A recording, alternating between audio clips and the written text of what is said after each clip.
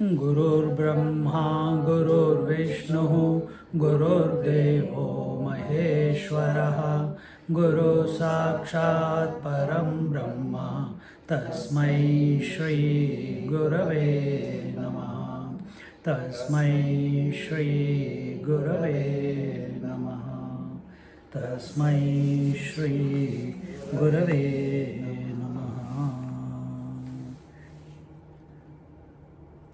So Dnyaneshwari Maharaj was saying towards the conclusion that it is because of the grace of his teacher, it is the grace of Lord Shiva, it is the grace of the Parampara, because of which he was able to build this temple in the form of interpretation of Bhagavad Gita, which is called as Dnyaneshwari or Bhavartha Deepika. This Bhavartha, that which is coming from the heart, the light which is coming from the heart. Deepika is the light. So, which looks like the Mount Meru with its high peaks, and to install therein the image of my preceptor and worship it. And all this is through all these words. I'm not thinking about myself that I am speaking, but my attention is on that great reality who is appearing as my Guru Maharaj, Nivrittinath, and my attention is only on that. So here Dnyaneshwari Maharaj is saying, what about us? Where was our attention? So with every word, as I keep telling again and again, knowledge gets transferred when? Nagaraj? When does knowledge get transferred? When the mind is quiet. Okay, that is one. When you are listening, your attention is on the consciousness because of which listening is possible, and the teacher's attention is on the consciousness because of which speaking is possible. When both of them are with that, then the knowledge, the words are only the carriers. Words are only the carriers. But when consciousness meets consciousness, spark happens. Knowledge takes place. Where it will take place? In the student, in the seeker. The Gita is a guileless mother, and I am its infant who has been separated from her and has been wandering at random. Throughout life, that's what we are going. Now she has come and graced us. Last week I told you, the grace of the scriptures is million times more than a physical mother. Why? Physical mother teaches you how to walk, how to eat, how to study, scolds you, this, that. But what does the scriptural mother teach you? How to come back to be the original. If your physical mother teaches you that, she's equivalent to this one. But most of the mothers are only lost in my puttu, my kuttu, my chitta, my pitta. That's all. So, separated from her and has been wandering at random.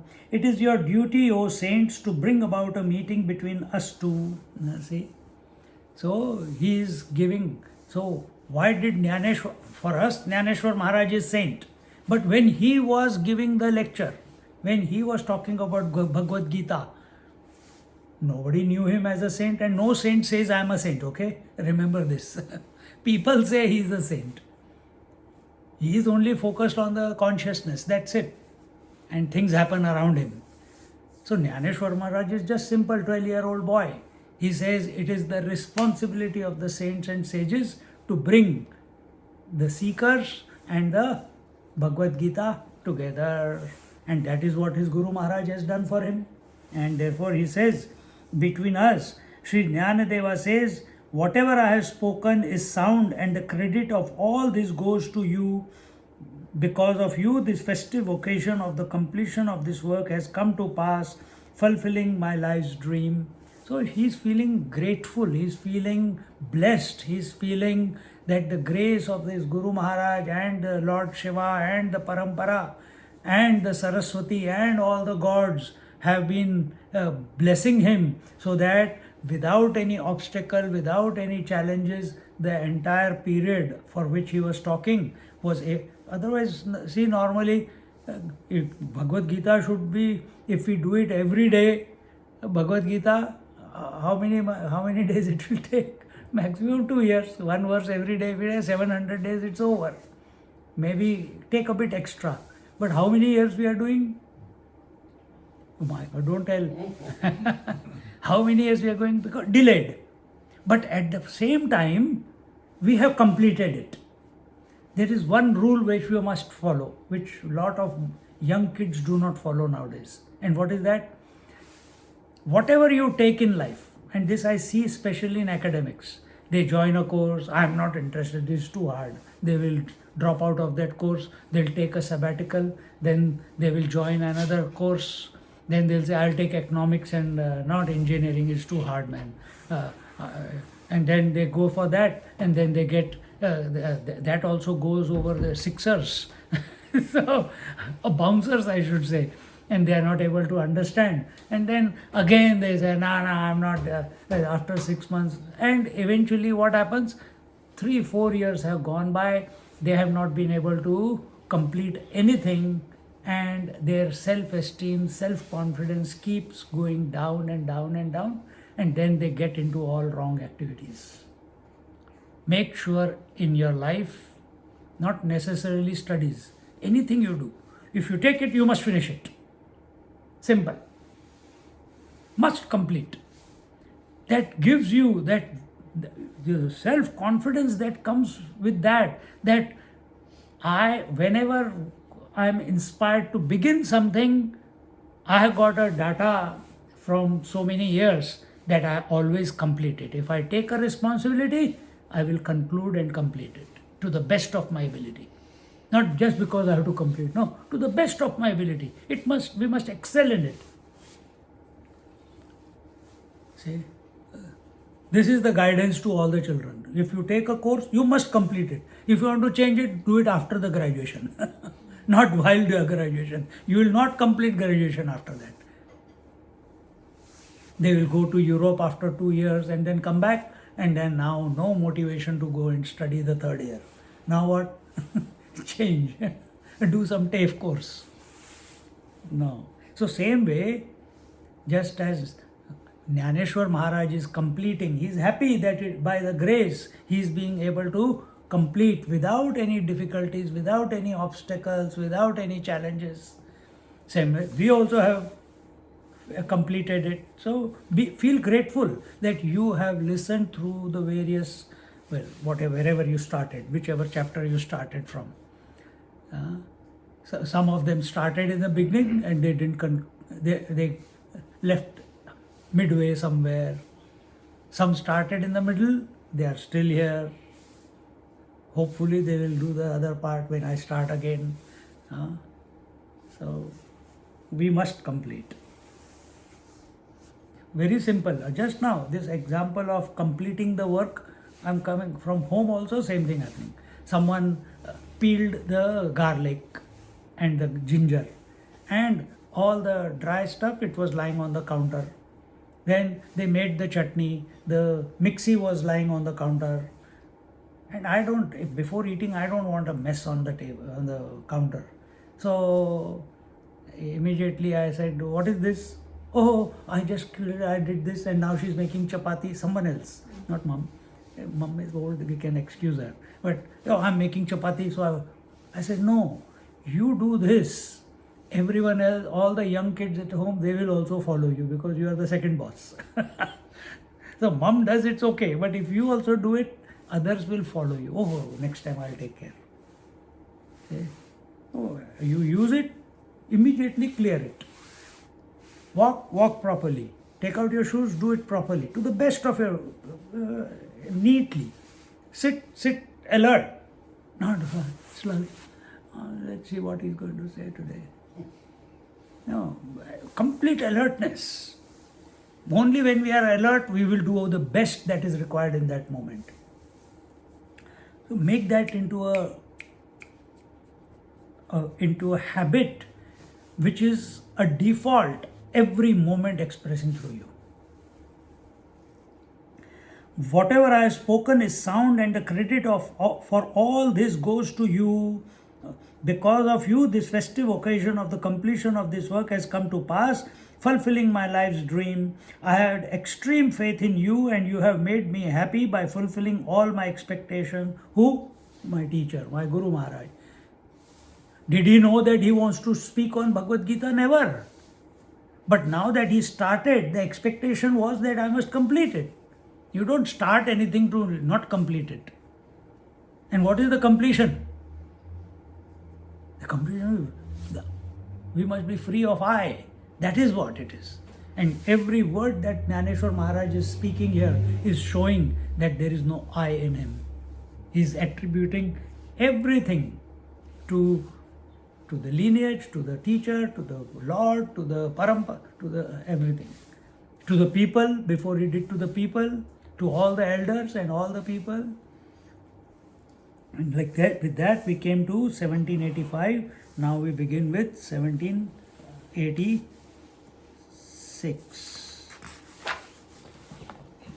मिया जैस जैसिया आशा केला तुमचा भरम वसा ते परुवूनी जी बहुवसा आणिलो सुखा मज लागी ग्रंथाची स्वामी दुजी सृष्टी जे हे केली तुम्ही ते पाहोनी हांसो आम्ही विश्वामित्रा तेही जे असोनी त्रिशंकु दोषे धातया ही आणावे वोसे ते नासते कीजे की ऐसे निर्मावे नाही शंभू उपमन्यूचे निमोहे क्षीरसागरू ही केला आहे येत तो ही उपमे सरी नोहे जे विषगर्भ की अंधकारू निशाचरा गिळिता सूर्ये चराचरा धावा केला तरी खरा ताहुनी की तो.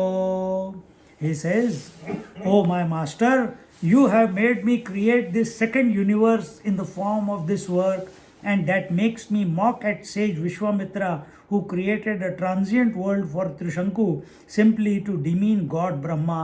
That is the story, that one great sage, his name was Vishwamitra, and that Vishwa means world, Mitra means friend, the friend of the whole world.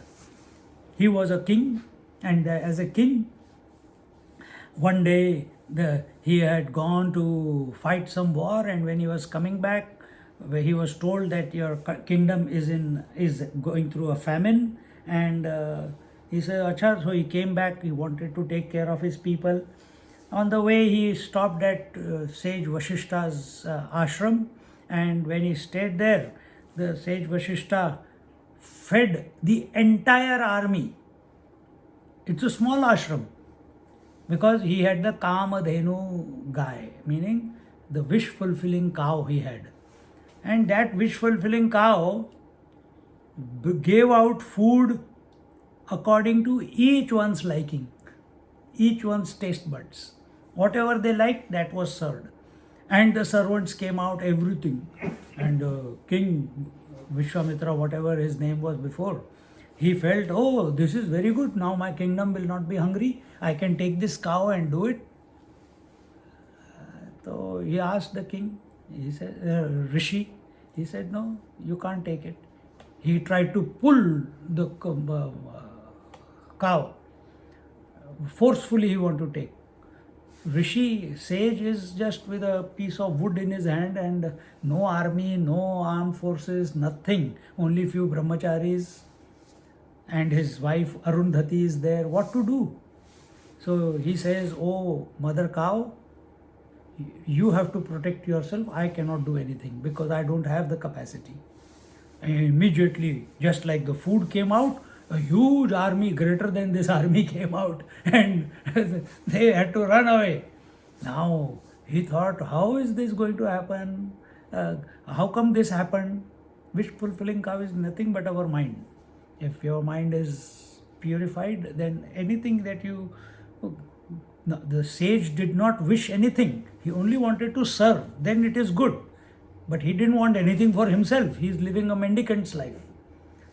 But Vishwamitra is not qualified to take it. You have to have a pure mind to take it. He's a Kshatriya, he's a warrior, he's a bloodthirsty, he wants to expand his kingdom.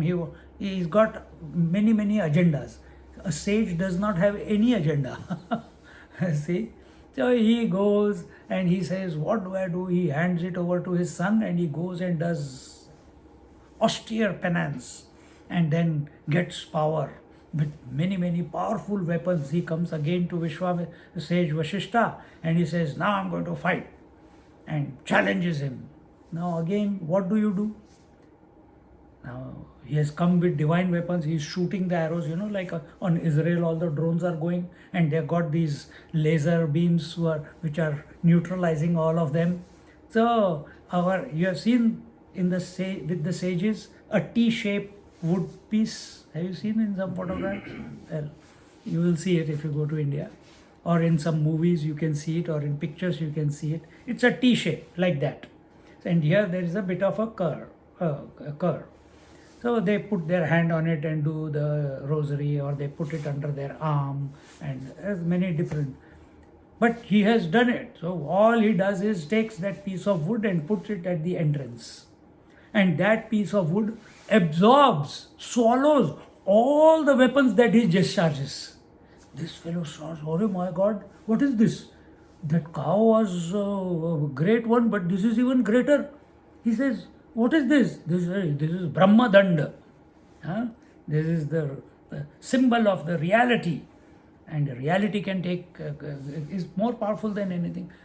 And he asks other people, how do you get it? He's a Brahma Rishi then. Yes.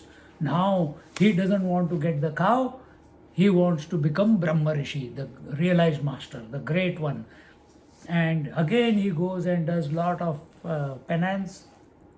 And one day a king of one kingdom, he comes to sage Vashishta and he says, please, I want to go to heavens with this body. You are great master, you are great powerful, you are this, you are great that. He has gone already to his son, sage Vashishta's son, Rishyashringa. But he refuses. He says, not possible. So he comes to his father. He says, when my son has said no, why you are coming to me? That means you're trying to manipulate us, is it? Get out of here. Push him out. Now he goes and does mirch masala, put some spices on the story and goes to Vishwamitra, because he knows that Vishwamitra is a enemy. He considers sage Vashishta as his enemy, because 2 times he has fought with him and got defeated. So he goes to him. I went to his son, I went to him, and they both refused, and your name is Vishwamitra because you have got the Gayatri Devi has blessed you, so you are a friend of the whole universe, and certainly you can help me. Before knowing what, he says, yes, I will help you. What do you want? I want to go to heaven with my body. He says, that is not possible. So he pumps him up. No. You are great. You have got great tapasya. Gayatri, the mother, has come and blessed you. And you got so many divine weapons. You have got this. You have got 10,000 years of the penance. You can do it. He says, yes. So he pushes him to the heavens with the body. But when he reaches the heavens, the gods throw him down, push him down again. So now he says, but they pushed me down, what do I do now? So Vishwamitra says that I will create a new heaven for you, new creation for you. And in that creation there will be a heaven, and there you will live. And he starts, because his mind is so powerful now. You think sage Vashishta didn't have that power. He's got more powerful mind. But he wants to show that he's powerful, because that dynamism is still there, because he's a warrior. So he creates a parallel universe. And in that we keep doing it always. Whenever we are imagining, visualizing, closing our eyes, I wish I was back in childhood, or we are imagining, we are creating our own universe.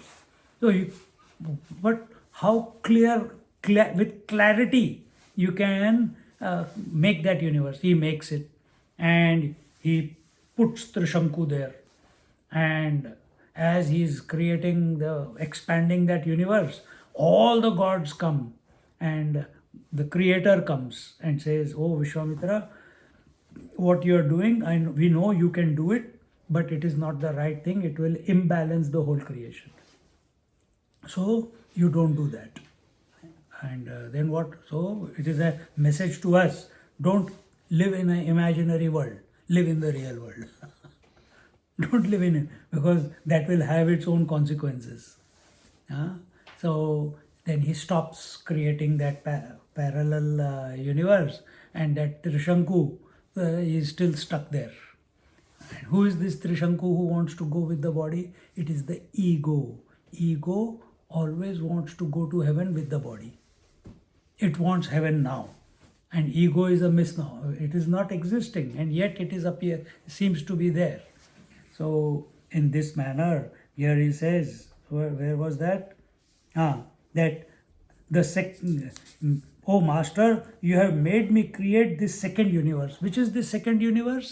The universe of the Bhagavad Gita, through the words that have come out of his mouth by the grace of his Guru and Lord.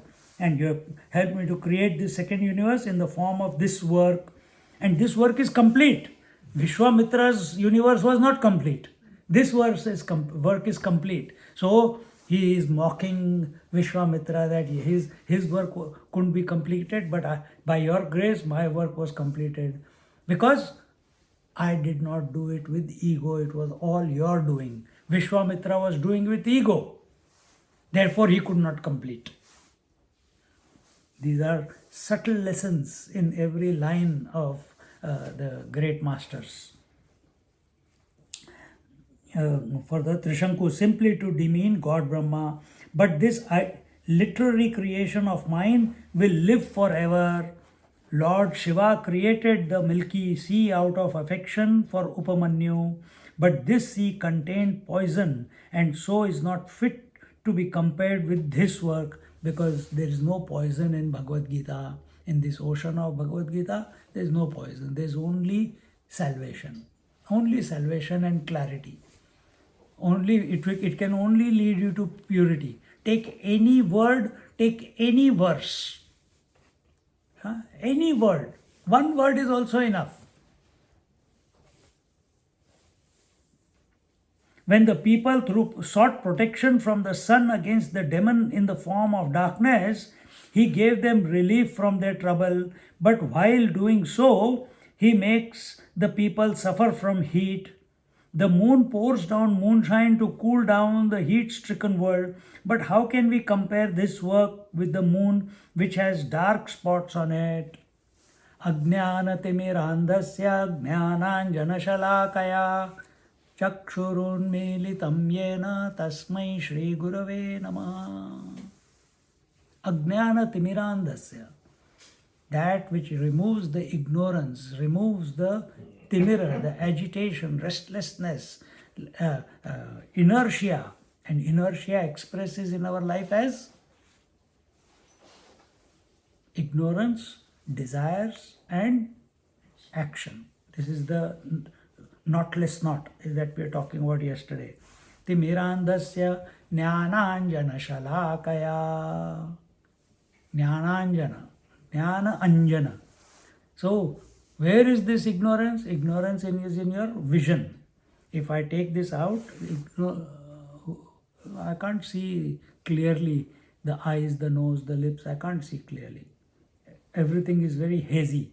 Now what is happening? So he's saying, Jnananjana shalakaya. So we put the collyrium. If you see in India, they put the collyrium to make their eyes look beautiful.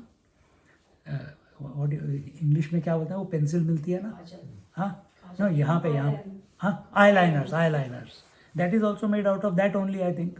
So you put it under, it keeps your eyes clean also, because all the dirt and dust, because it makes you I think it helps to clean your eyes, is it, when you put it in? And also it makes you look beautiful. So here, what is the kajal? Jnananjana. Jnana anjana shalakaya. So jnana anjana. You are putting the collyrium of knowledge. because of which Ajnanatimirandhasya Jnananjanashalakaya Chakshurunmilitam yena, and the result is my vision has cleared. So if I can say Ajnanatimirandhasya Chashman Janashalakaya. Chakshu means eyes. So the vision has become clear and I can see everything just as it is, with no coloring, no references, no inferences, no duality. I see everything as it is. Tasmai Shri Gurave Namaha. This is the Guru's grace. This cannot happen by your efforts, but you have to put efforts to recognize that all the efforts that you have put are by His will. And the moment you recognize it is by His will, the efforts become less and less and less, and dissolution happens and vision becomes clear. Then he says, the moon pours down moonshine to cool down the heat-stricken world. But how can we compare this work? So moon does cool down people. So Bhagavad Gita is also cooling down all the agitations of the person, identity crisis of the person, the despondency of the person. But that moon which cools down the world, it has got spots. In Bhagavad Gita, there are no spots. This mother is flawless. That is the beauty. But how can we compare this work with the moon which has dark spots on it? Continuing, he says, Tataliya hi jaga karane chandre. So this is the verse, the moon one. Where are we? Chandre vechile chandane taya sadosha kevi mane sarikhe he manauni tumimaz santi grantha rupa zoha trijagati upayog kela to pudati nirupamazi kim bahuna tumche kele dharma kirtana he siddhi nele ye thamaze ji urle pai kapana आता विश्वात्मके देवे येणे वाग्यज्ञे तोषावे तोषो निमजद्यावे पसाय दानहे जे खळांची व्यंकटी सांडो जे खळांची व्यंकटी सांडो तया सत्कर्मी रती वाढो भूता परस्परे पडो मैत्र जीवाचे. He says, the work which you saints have enabled me to compose for the benefit of the three worlds is peerless. It is due to your grace that the sermon with music and singing Kirtana has come to an end. All that remains to be done is to render service to you. So, all that remains is to render service to you. That to come to this point, we studied the whole Bhagavad Gita. To come to this, to recognize that every moment, every breath, every action, every sensory perception, every thought, every conviction, every waking dream and deep sleep, every meditation, taking the name of the Lord, coming to satsang, not everything, every moment in your life is happening by His grace, by the Divine's grace. And when we are committed to the Divine, when we are surrendered to the Divine, when we are singing the glory of the Divine, we are sitting in the lap of the Divine. He will take care of us as the mother. We don't have to worry. Then the knowledge comes, then the right circumstances come, then everything happens at the right time. Then challenges also come. Don't think that those challenges will not come. But challenges will come only when you are ready to face them. Then He will give you those type of challenges. He will not give proportionate challenges. Proportionate. As you grow, proportionate to that will be the challenge. Right now the challenge is, it's so cold. Where are we? Where are we? At the body level. Oh man, I forgot to have dinner today. I have to go to class, but I have to go to the class. And your and attention is continuously going on the hunger. Where are we? On the breath. And at work or at home, you must have said something, or you angrily to someone and now you are regretting, or while you are coming from home, the grandchild came, okay mama, and that picture is, oh, so I want to go back and hug her again. How nicely she sent me away. And what are you doing? Bhagavad Gita. Where is your mind? That hug. Where are you now? You are in your mind. Raga Dvesha, likes and dislikes, that's where you are. So the challenge of like and dislike will not, what is your level of like and dislike? Only heat and cold when you are at the body level. What is your level of like and dislike at the breath level? If your attention is at, I am do pranayam, think tom, keep pumping air. And what will be the challenge? Hunger and thirst, that's all. You can't think beyond that. When you are at the mental level, naturally the challenge of likes and dislikes, attachment and detachment, these will be there. And then those type of challenges will come. And then so why they have come? Because you are at the mental level. It has come because you are ready to take on that challenge. So it is being presented. And it's not you only invite, because your goal is to reach the divine, and all the obstacles along the way have to be overcome without being scratched. That is important. And the only way you cannot be scratched is remain equanimous, remain a witness. Then you will not be scratched. Otherwise you will reach there, you can reach with full, I am going to do it there. But like the demons, bleeding, you will reach there. That is Hatha Yoga. Buddha also tried that. 6 years he was trying Hatha Yoga. What did he do? He did not eat only leaves, this, that, everything. And one day he was thirsty. He got up from his place under the tree and walked towards the river or lake, and he was dragging himself. We couldn't even stand up because we must do austere penance. But where is the penance? At body level and food level. I will not eat food. But if you don't eat food, if there is no body, how can you do, how will you realize? But anyway, he was crawling and going to the river. At that time, one prostitute comes and says, come, take some water. Before giving the water, she said, if you don't take care of your body, what sadhana you will do?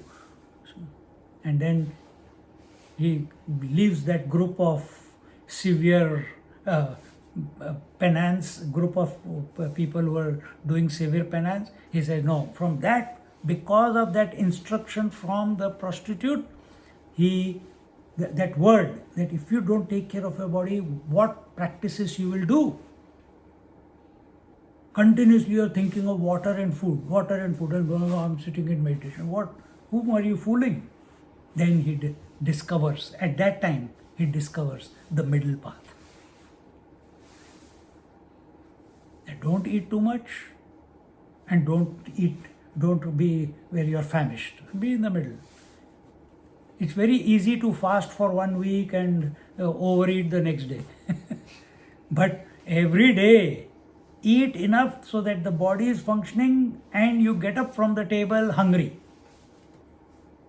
That is middle path. So that the fire is continuously burning. It's not doused by food. You see?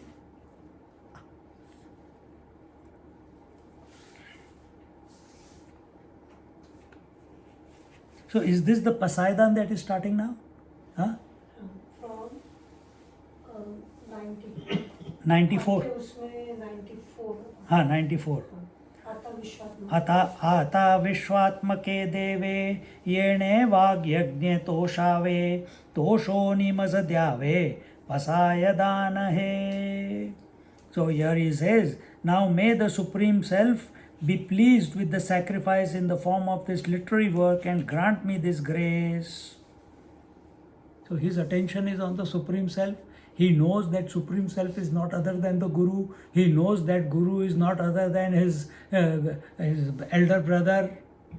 And he knows that Lord Shiva and the elder brother, who is the Guru and who is the Supreme Self, are all one. Also he knows that all of them are not other than the self that he is. Also knows that it is not other. So they, at a very gross level, everyone is coming across as separate, but actually it is one.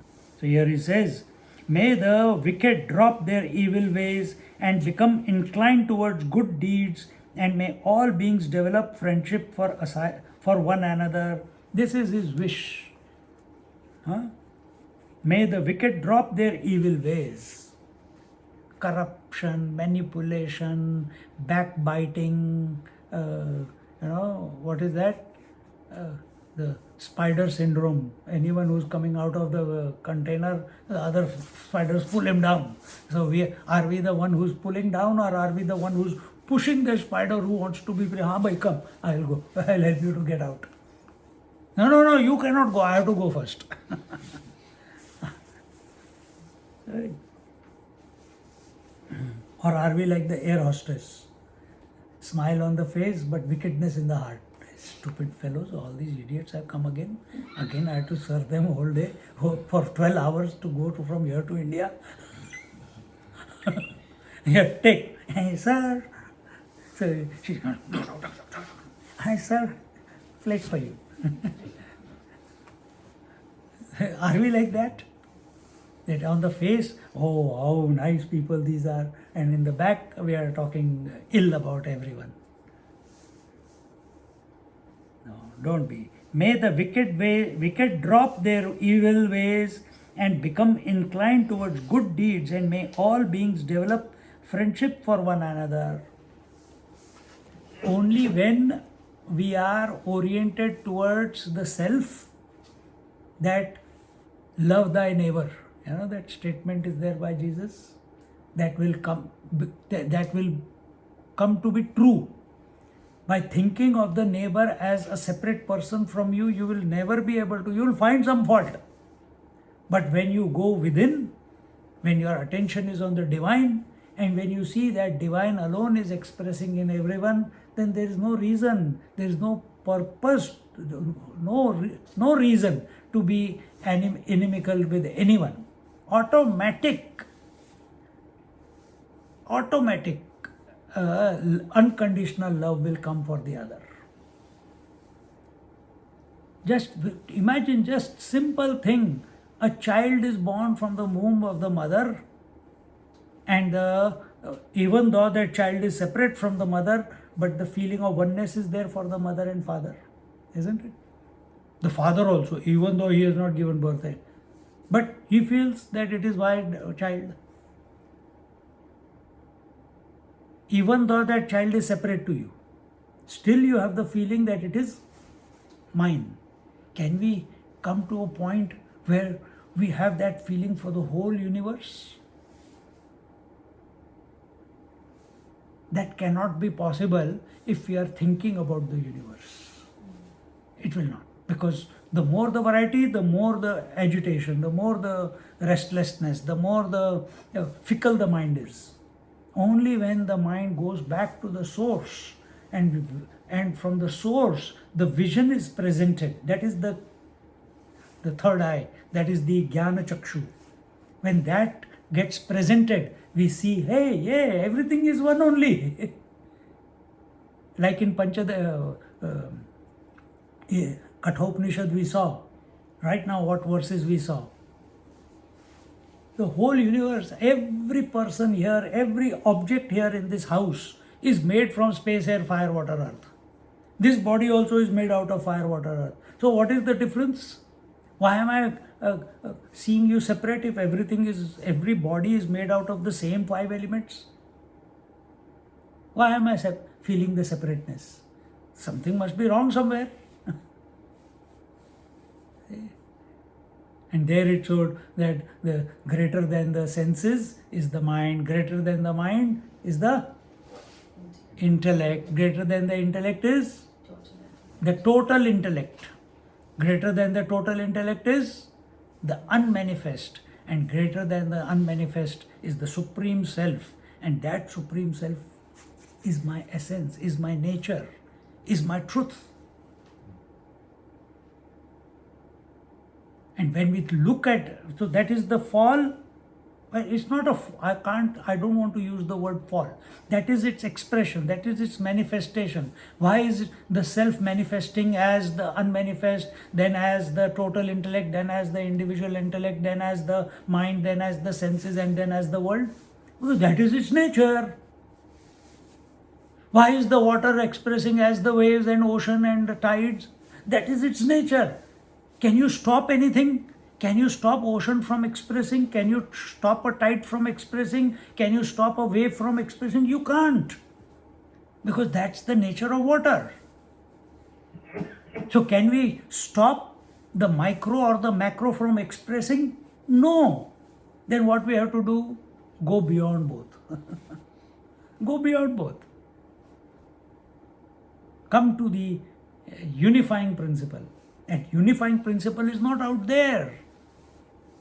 That unifying principle can only be accessed within as the self. Only within. Get fired up and don't do it. Like children eat as children, you give them a chocolate and the children never want to finish the chocolate in one go. If they are coming from a family where chocolates are rare to come by, and they take a chocolate, and then again they forget they have to wrap it up and put it. They put it in the pocket. Then again, again they put the finger in. When we used to get the khoya barfi when we were kids, so we will eat very little because mommy will not give us the second one.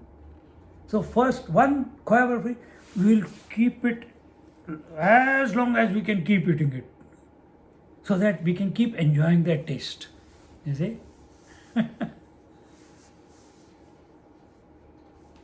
That is our lot. If you want to know the truth, you cannot do it. If you want to know the truth, that's for you guys to decide.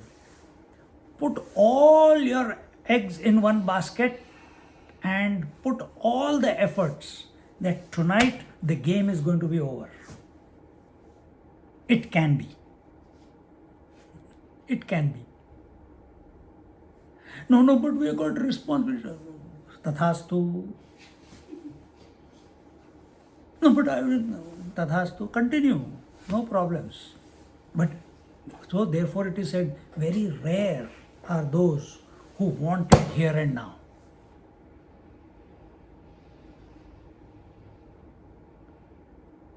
If the rocket says, I'll go for 1 kilometer, then I'll go another kilometer, then I'll go another kilometer, I'll take a break, then I'll go another kilometer. Oh, but there's a big breeze coming, what do? I will go down and refuel and come back up. It will never go beyond the gravitational force of the earth.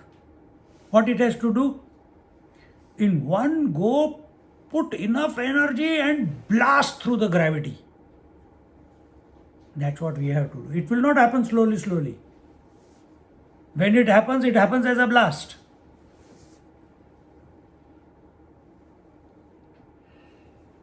What are we? We want all the legs and hands and senses and desires everywhere. I live physical, mental, emotional, financial, spiritual balance. Lage raho. Lage raho. And in another lecture, I might tell totally opposite of that, huh? But here I am saying this way. Because there is no right way or wrong way. Everything is His way. The divine gods as well as the demons, they cannot be outside the divinity. Bhagavad Gita is written, was given on the battlefield. Chandogya Upanishad on the battlefield. War, mental war. Brihadaranyaka Upanishad, battlefield. That battlefield is not outside. The battlefield is always here. The good versus bad, doubts, confusions, clarity, good thoughts, thoughts of the divinity, thoughts of the self versus thoughts of the world. Continuous fight is there. Something is pulling you in, something else is pulling you out. This is continuously going on. It's continuously going on. The moment you wake up in the morning, it begins. What is the beginning first thought? I want to continue sleeping. Intellectual, hey, you have to go to work. A fight started. No, one more minute. No, you will miss. Confusion starts. War begins in the mind. So, here he says that may the wicked drop their evil ways and become inclined towards the good deeds, and may all beings develop friendship for one another. So, do meritorious deeds. Deeds are done, action is done at what levels? Mind level, speech level, and body level. So, at body level, whatever you do, do good. Without expectation, without regret. Allow the Lord to function. So where is your attention? Your attention is on the divinity. You are chanting the name of the Lord. How should you speak? Keep chanting the name of the Lord. Then when you are your tongue is continuously chanting the name of the Lord, only good things will come out of it. Initially some irritation, agitation, initial stages comes, then you realize, I am taking God's name, and how come all this is coming out of my mouth? And you correct your become alert, not correct, you become alert, and you surrender even more to that Lord whose name you are taking, and He fixes it. He fixes everything then. And last one, the mind, the thoughts in the mind. So understand, thoughts in the mind or desires in the mind express as the speech, and the speech expresses as the action. So all the three levels, be alert. Are we integrated? Are we what I think is what I speak is what I do in life? Or I'm thinking London, I'm speaking China, and I'm doing Tasmania or Antarctica. Total disconnect. Total disconnect. Are we disconnected with the world? Are we disconnected with the youth? Are we disconnected with the children? Are the children avoiding us? Are the grandchildren avoiding us? Are the people avoiding us? Or are you avoiding them? Or are you afraid of them? Don't. Have full faith.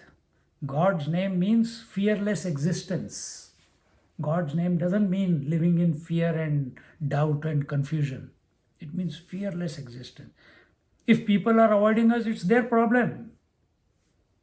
But in my heart, there is no resentment or feeling of separation or dislike towards anyone. This will come as a result of integration. This will be the result of the mind, speech, and intellect. You are alert that they are all in sync. These three can be in sync, synchronized, only when you are not thinking about the world, but you are thinking about the divinity. Only then. Then and then alone it will happen. The more you think of the world, the disintegration will start. Continuing. May the darkness in the form of sin in the world vanish, and let there be the dawn of religious duty. May the desires of all beings be fulfilled. May the darkness in the form of sin in the world vanish. We all want to be sinless. And what is sin? Body identification. What is sin? She said Body identification. She said body identification. What do you say? Sin? Not thinking about God. Not thinking about God is sin. Being in silence is sin? Maybe. I've no idea, to be honest. Okay. Wrong deeds. Wrong deeds is sin. Okay. Samida? Sin. Another sin. Not thinking about God is sin. I can't think at the moment. Okay. Duality. Huh? Duality is. Duality is sin. Nice. Very nice. Anyone else here? What is sin? Anything which is not truth. Anything that is other than the truth or not truth is sin. Okay. Forgetting self. Swamiji, Huh? it's forgetting that we are divine is sin. What you said exactly that Dr. Usha also said. Here. Forgetting that we are not the divine self, forgetting that we are the divine self is sin. Similarly. Good. This is sin. So we are essentially the infinite divinity and accepting ourselves only as this individuality.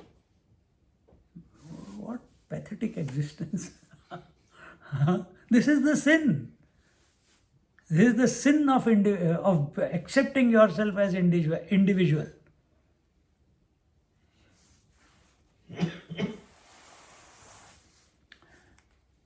May the desire in the form of sin.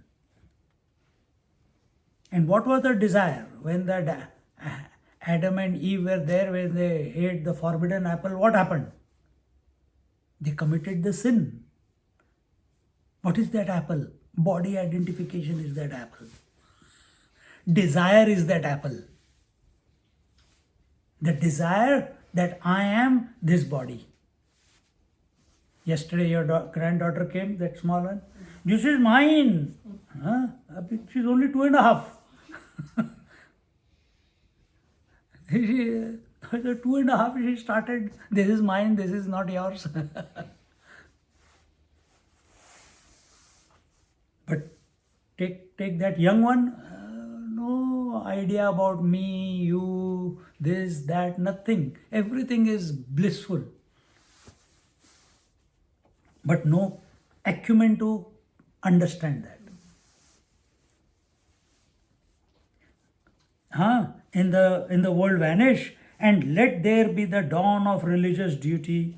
One Maharishi Mahesh Yogi was there. You have heard of that name? The transcendental meditation guru, who was a disciple of Mahavatar Baba. So that Maharishi Mahesh Yogi, that organization, they have one goal in life. All of them. They're still working towards it. And what is that? 4,000 people meditating on the truth in 4,000 cities. All at the same time. The entire consciousness on this planet will change.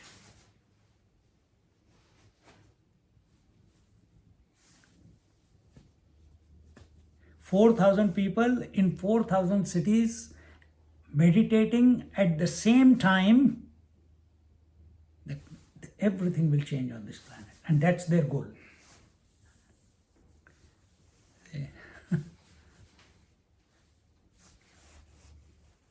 When you go to a temple, when you go to a church, when you go to a bhajan kirtan, songs are going on, when you come to a satsang, when you are in a group, it is easy to fall into that mode of thinking, to sit silently than when you are alone, isn't it?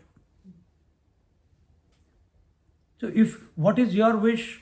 That the clarity that you get here in the class, not because I am speaking, it's because how you are taking it.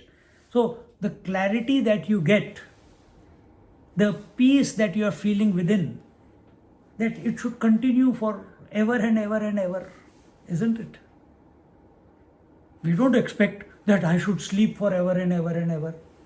We don't expect that I should be awake forever and ever and ever. We don't expect that we should dream forever and ever and ever, isn't it? But we do feel that this conscious awareness that is there, the glimpses of which we get every now and then, it should continue 24/7, isn't it? And that is auspicious. We must aspire for that. That is called mumukshutvam. That is called intense desire to liberate. In other words, intense desire to be equanimous, intense desire to integrate. And when we understand that this integration is possible only by the grace, not by my doing, and that doing is physical, speech, and mental. No. But I have to practice, I have to do something, so I will do whatever is required at the body level, at the speech level. I'll be very careful what I speak. At the mental level, I'll be very careful that only positive thoughts, only divine thoughts come. At attentiveness level, I'll be very careful that I don't become attentive towards the world, but I'm attentive towards the consciousness, because in the presence of which everything is going on, the thoughts, the speech, and the actions. So in this way, slowly up your game, go deeper. And that's what is told here.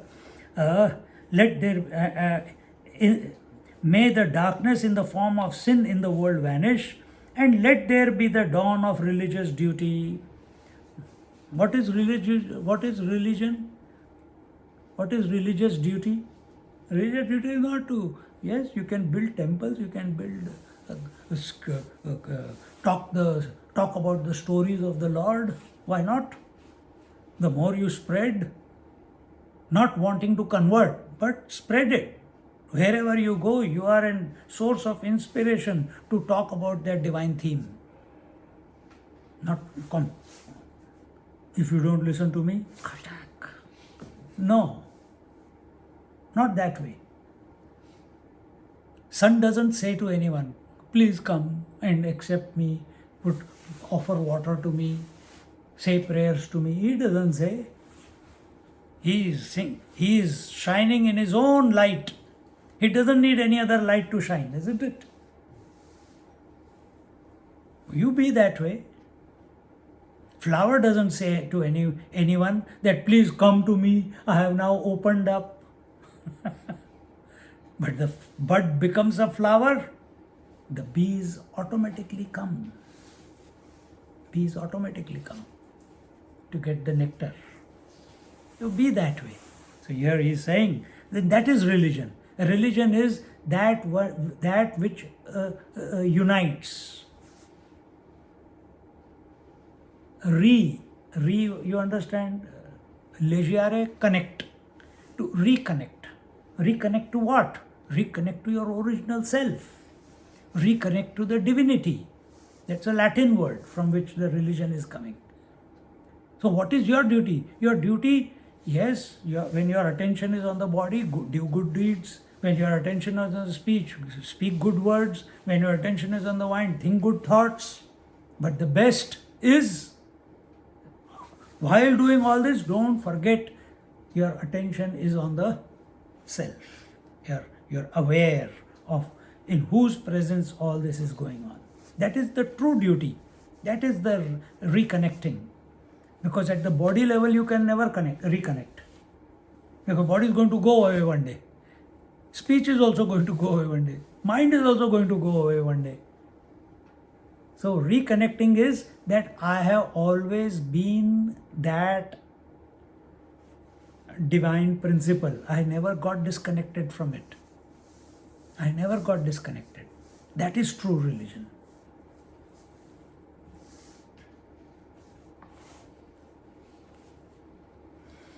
May the desires of all beings be fulfilled. See, when we do the Purushartha, Dharma, Artha, Kama, Moksha, live a life of righteousness, Dharma, Artha, produce lot of wealth, Artha, Kama, satisfy all the desires, and last one is Moksha, get liberated in this life. Moksha is liberation. But when all these steps are, you say, Acha, I can desire. Oh, I start desiring the world. But you have to be careful. So, righteousness, we already talked about religion, righteousness, duty. What is the highest duty? To be aware of the self. So, who teaches you that? The scriptures teach you that. So, understand. Can a child understand? No, only when you go to physics class you will understand physics. When you go to chemistry class you will understand chemistry. When you go to geography class you will understand geography. Very few rare kids are there who know they have done two PhDs by the time they are 12. There are. In America there is this Indian fellow who has done two PhDs. He is teaching in university at age 12. Elephantine memory. There's this girl, 9 years old, just read through, listened, not even read through, listened her father chanting the Ramayana, and the whole Ramayana with all the verses by hearted. Just photographic memory. So those are rare ones. We are normal people.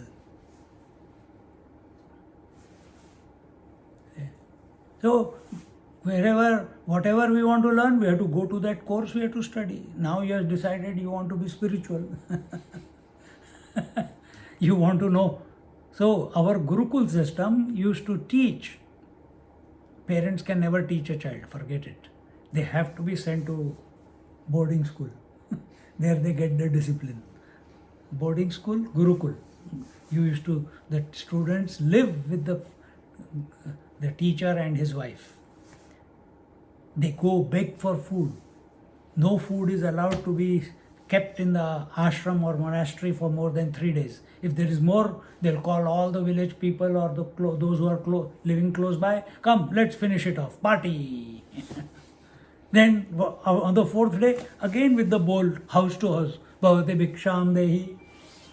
Or you do the farming, or you take care of the cows, or you clean the cow dung, or you milk the cows, or you help the Guru mother in cooking. It's a whole, from all angles you are prepared. And you have to get up at 3:30, 4 o'clock in the morning. They are trying to introduce now all this in residential schools in India.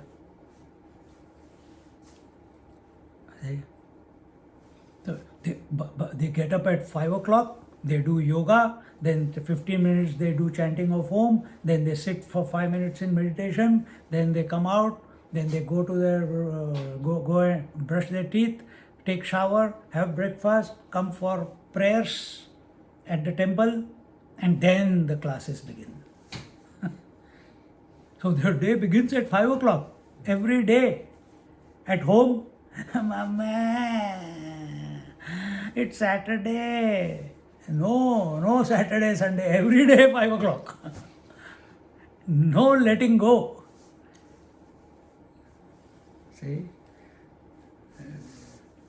So, Dharma, and once you pass out from so now when you are in the school with the Guru Maharaj, the greater the Guru, the more clear he will be in what he is teaching you, how he is preparing and molding you. So what does he mold you as? He says that yes, you study the scriptures. The purpose of life is moksha, liberation. That is the last one. Do you remember? Duty or righteousness, then earn wealth, satisfy desires and liberation. Last is liberation. So goal is liberation. But now you have to jump into the river of life.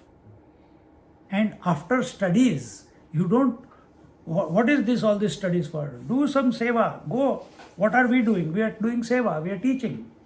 Has someone forced me to teach? No, nobody has forced me. Nobody has forced me. Guru Maharaj, yeah, take classes. Okay, start. I didn't want to come back to Australia. I was going to be in India. But Swamiji said, no, go home. Make that as a platform and start taking classes. So I came. No regrets. Swamiji has said, story over. No, there's no, when someone whom you respect and revere, when he says, you don't doubt it. They know us better than we know ourselves. But it's directly proportional. It's directly proportional. So, once you finish your studies, then what do? Go earn wealth, but don't forget the end goal, liberation. So how do you earn wealth? Without corruption, without manipulation, without collecting demerit points in life. Then what do? When you have money in your pocket, you want to satisfy your desires. I want a new car, I want a new house, I want, I want to put money in the shares, I can, I have not bought a shoe for such a long time. But these are good, I don't need it. Why do I need it? No, but I got the money. Chalo, oh, that one is nice, pick it up. Now the second problem is where to keep it in the one bedroom apartment. Put it under your head and go to sleep. Desire. When you have money, you will want to satisfy your desires. But here it was what was told, let all the desires of other people be satisfied. We don't say, scriptures don't say desires of other people. Let the needs of other people be satisfied. Because there is no end to satisfaction of everyone's desire. Then what do? You use that wealth that you have produced to satisfy the needs of other people. First take care of your needs and there will be always surplus. If you are good at generating wealth, whether it is physical wealth or it is from siddhis, help others. Don't go catch everyone, come I'll help you. No, if anyone comes, help.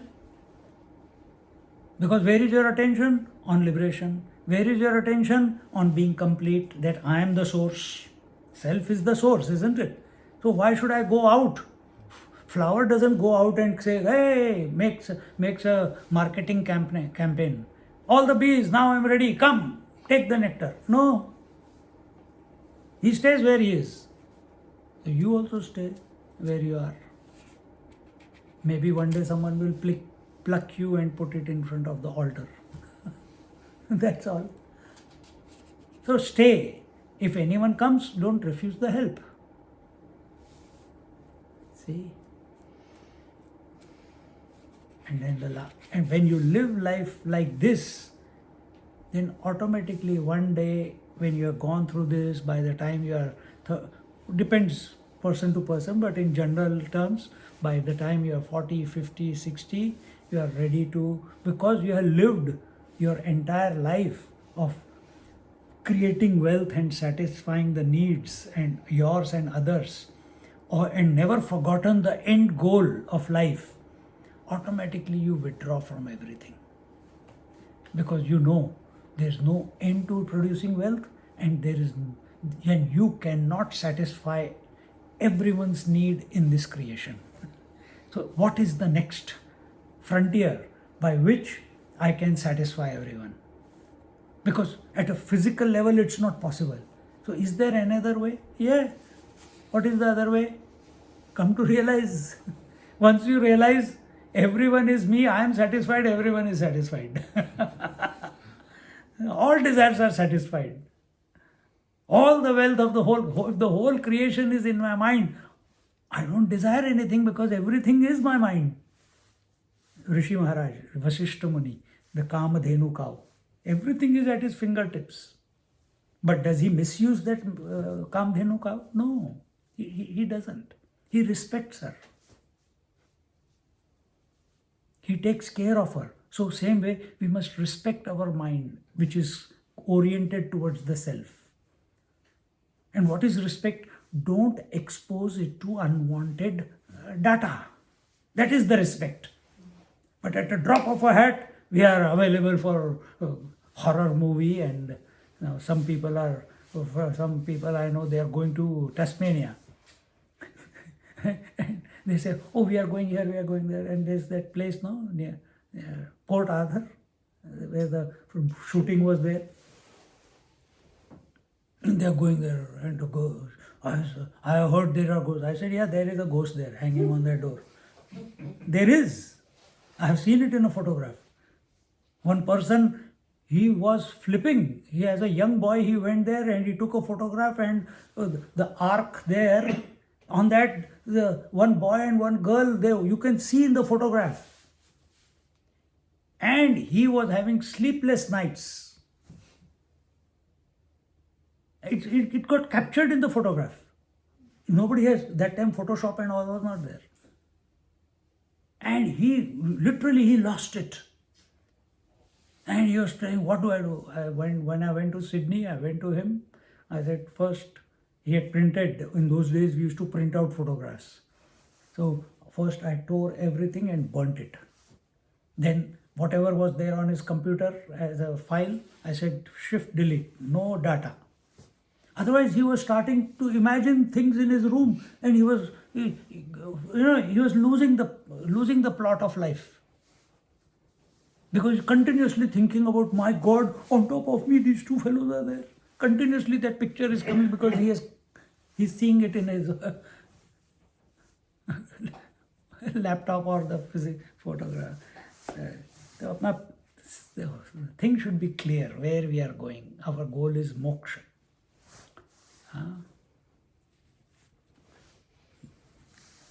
So here he says, may the desires of the beings be fulfilled. So 1795.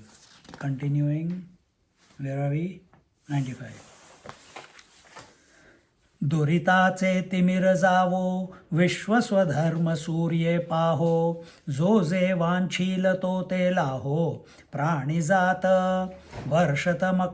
वर्षत सकळ मंगळी ईश्वर निष्ठांची मांदियाळी अनवरत भूमंडळी भेट तू या भूता चला कल्पतरूचे Arab चेतना चिंतामणीचे गाव बोलते जे अर्णव पियुषाचे चंद्रमे जे अलांछन मार्तंड जे तापहीन ते सर्वाही सदा सज्जन सोय रे हेतू किंबहुना सर्वसुखी पूर्ण होऊ नीतिही लोकी भजिजो आदिपुरुखी अखंडित. He says, may the concourse of saints who shower auspiciousness on the universe appear and visit perpetually all beings on this earth. This is one thing we must respect, all saints and sages. Those who are devotees of the Lord, even if superficially, have respect towards them. Have respect. If you see saints and sages, in the olden times, people used to go to saints and sages. They never used to come out of the monasteries. Nowadays, they are roaming around. Many of them are roaming around. You get a chance, be in their company. You get a chance, call them home.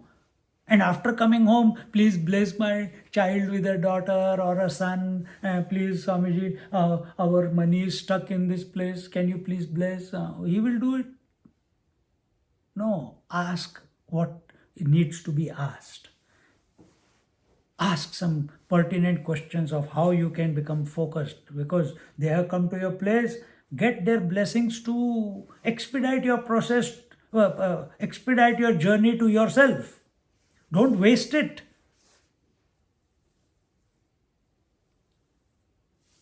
Listen to their words. Don't follow their actions. Their actions are a reflection of the person standing in front of them. But and those actions can be a result of that, the destiny of that body also. So always follow this, what they are teaching, not what they are doing. Always. So, but invite them, call them, have satsang with them. This, and continuously. He just told me today, I didn't know that. He said he bought the house so close to our houses because he wanted to have satsang around in his house. He made sure that there was a hall where satsang can happen. I didn't know this secret. Today he told me. That bhav, that feeling itself is great. That you are committed to something higher. See? But one act is not enough. It has to be every moment, every moment. We keep building up the momentum. Keep building up the momentum. The rocket, if it is going to break the gravitational force of the earth, if it reduces the speed even a little bit, it will not be able to cross the gravitational field. It will fall back. And you see, they keep experimenting how many fall and crash before they send human beings in it to make sure that no mishap happens along the way. That it's able to maintain its, the fire under the bum is continuous. I'm talking about rocket, huh? The fire under our bum is the kundalini. Boom! In one go. No slowly business. Slowly business is for the lazy fellows. Slowly business is for those who are not clear what they want in life. They are happy. If it happens in this life, it's okay. Otherwise, next life is always there. Why? Our scripture says so. That you don't die, the soul continues in next life. Have a story dali di. That was only a story. It was not reality. But you forget the reality and you have to latch on to the story. That is the lazy man's way.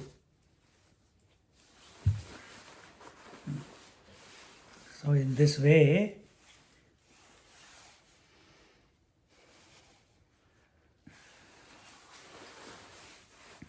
may the concourse of saints who shower auspiciousness on the universe. Saint is a person who is sadhu. He can never have any resentment, animosity, sense of separation, sense of difference to anything in this creation. His nature is not like that because he's realized. He's abiding in his own self. And from the self, the vision is only of that unity. That everything, without speaking, without thinking, his disposition is, I am.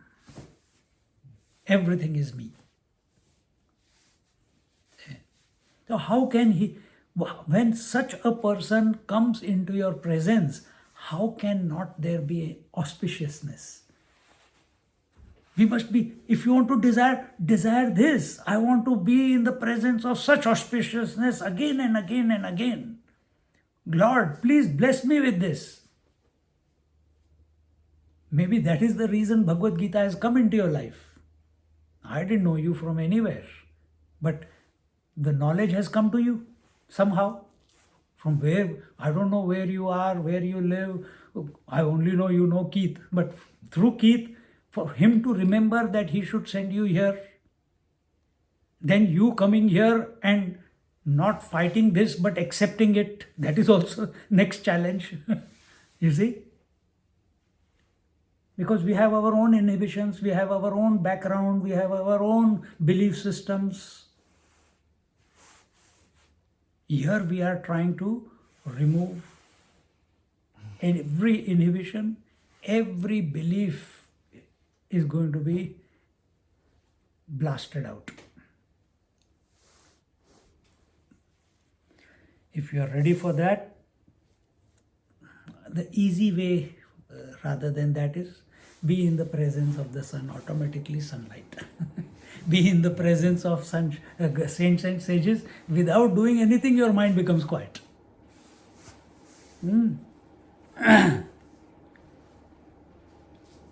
May the concourse of saints who shower auspiciousness on the universe appear and visit perpetually all beings on this earth. May these saints who are like walking wish-yielding trees and the abodes of sentient philosophers' stones, or talking oceans of nectar, and who are like spotless moons or heatless suns, be the constant kinsmen of all. And that's why, if you see all these type of people, all these saints, those who are living only for the truth, they keep moving around. There are no boundaries for them. Some people move around, some people sit in one cave. They don't ever come out of that cave. But people see them everywhere. So, moving around does not mean only physically, it can be subtly also. They manifest in many places. How can one person be at many places? It's beyond science today. But it is possible. It is possible. I got enough examples in Melbourne for that. And I have seen our Swamiji come, and so many places. Swamiji, this is the thing, I'm not conceiving for so many years now. It depends how you come across. It doesn't happen straight away. And he said, told all of us, get out of this room. Like that only, get out, don't come here. We went into the dining area and they were together, the couple and he gave her, he said, next year I want a baby. Yes, but Swamiji, this, that. He said, don't question. Don't doubt. Don't argue. Because when she asked, it was with full devotion, full surrender, and seeing that the words came out, he said, now no discussion at all. And next year, baby was there. So this is just one example I am giving you. I have seen innumerable examples.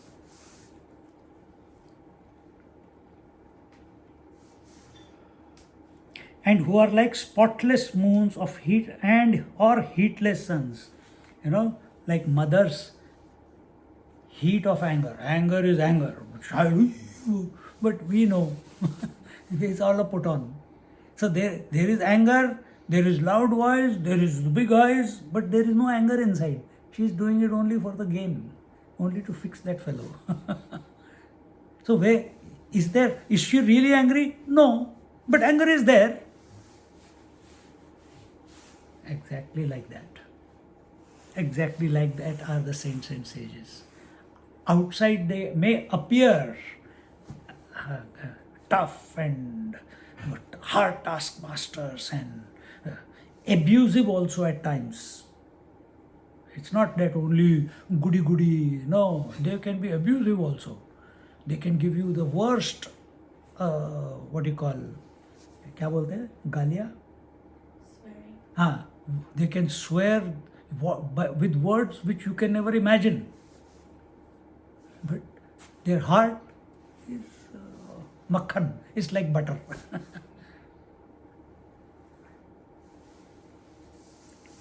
So you don't put them into one box that everyone is like this. You know, they're nice. Every time I go, one or two times, I get out from here. But last time you were so nice to me. What happened to this time? You check yourself with what thought you have gone there. Are you going there for attention? If you are going there for attention, he will throw you away. For some time he will appreciate it, but not ever. You must become, his aim is only one, to help you to abide in yourself. And whatever treatment is required for that, he will give you. If you are open. In short, let all the three worlds be perfectly happy, and may everyone desire to offer perpetual worship to the primeval person Brahman, and may those who follow the teachings of this work have perfect happiness in this and the next world. When we are abiding in the self, when we are abiding in the conscious self, when the third eye has opened, when the auspiciousness, sugandhim pushti vardhanam, trambakam yajamahe sugandhim pushti vardhanam. You heard that mantra? No? The Shiva mantra. So Trambakam means the one, the three-eyed one, the Shiva is the three-eyed one. We also have three eyes. I got 1, 2, 3, 4, 5. Five-eyed one. Three-eyed one, the third eye is the eye of wisdom. When that opens, does that open? When you are equanimous, when you live a balanced life. And that balanced life is not worldly oriented, it's self-oriented. And when you live that life, then the vision changes. And when that vision changes, he says here, where are we? When that vision changes, then when that vision changes, you stop accepting yourself as the individual. You have stopped accepting yourself as the ego. Stop means it has dissolved away. Now what is your identity about yourself? I am everything that there is. So in that everything, this body also is included. This breath, this mind is also included. And this mind is expressing as the waking world, dream world and deep sleep world. That is also included. And you have become the light which is continuously divine auspiciousness. Then the waking world becomes divine auspicious world. Then the dream world becomes divine auspicious world. Then the deep sleep becomes the pervaded by the consciousness in silence. Everything becomes divinized. Everything becomes divinized. That is what is told here.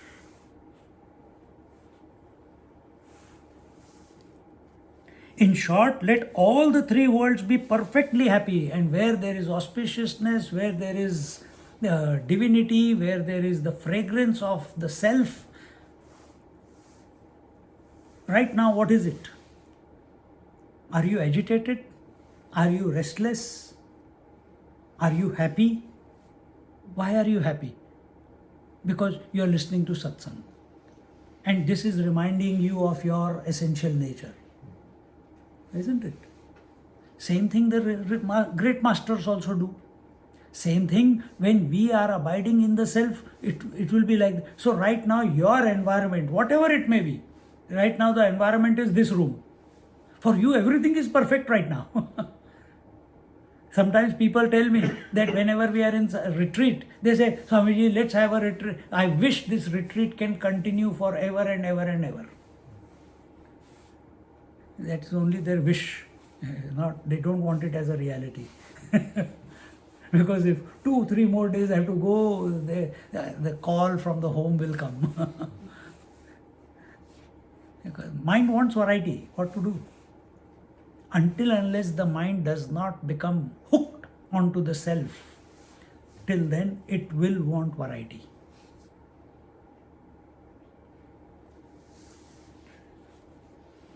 And once it has hooked on the self, then the third eye opens. Then the eye of wisdom opens up. And in the light of that eye of wisdom, because the eye of now what will happen? Eye of wisdom. Put the glasses on. Eye of wisdom has taken place. Now everything is clear. Everything is clear. I can see everyone's face. Before, I can't see. Now I can. Similarly, when the eye of wisdom opens, everything is auspicious. Because consciousness alone has, as if manifested as the mind. Mind alone is having the thoughts. Thoughts alone are the world and the senses. So when consciousness has come to realize that it is the infinite one, the mind also realizes it's bathing in the light of consciousness. It also, I'm also infinite. Yeah. The thoughts say, we are also infinite. Yeah. They can't think. But everything is bathing in that light of perfection. See? You can't even Imagine. But that is our truth. And that is what Dnyaneshwar Maharaj is wishing for everyone. That let the saints and sages go everywhere around and spread this knowledge, spread this auspiciousness, and not only their job to spread auspiciousness, in their presence let other people get inspired. As I said, Maharishi Mahesh Yogi, 4,000 people, 4,000 cities meditating at the same time. Imagine if every human being on this planet is self-oriented, what a wonderful world it will be. We will not have the problem that we are having in Middle East right now. We'll continue. Your next class will be the last class. If you want to come here personally, physically, you are more than welcome. If you are coming, tell Samida. This will be next week. Will be the last class of Dnyaneshwari, and we will begin again. And also we are thinking of having a retreat next weekend. I will send the email, SMS today. Please, I need 15 people to have a residential retreat. If we can't have the 15 people, then we'll do it at the Fiji temple, because that place has become available, Don Bosco, for next weekend. Om Purnamada Purnamidam Purnat Purnamudachyate Purnasya Purnamadaya Purnamevavashishyate. Om Shanti Shanti Shanti. Hari Om Shri Gurubhyo Namaha. Hari Om.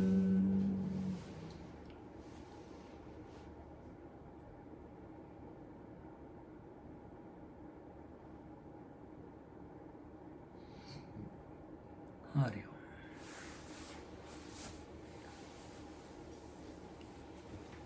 Swamiji, after completion, Aman Karna after Samad.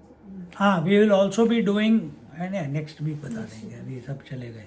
Next week we will be doing, not next week, after the Gita is completed, we will be doing a Havan with all the 700 verses of the Bhagavad Gita.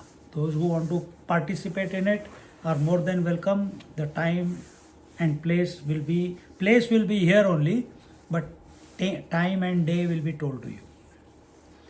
But before that, the retreat thing, I need to be clear what I should do. Hari Om.